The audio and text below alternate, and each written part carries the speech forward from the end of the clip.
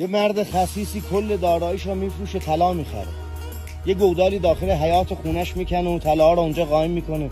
هر روز میرفته به این طلاها سر میزده. چندین سال کارش همین بوده.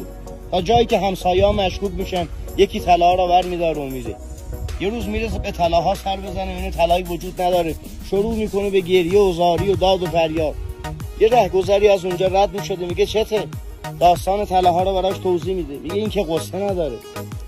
یه سنگ ببر بذار داخل اون گوداله، هر روز بهش نگاه کن. برای تویی که استفاده نمی‌کردی چه فرقی میکنه سنگ داری یا چمچه طلا؟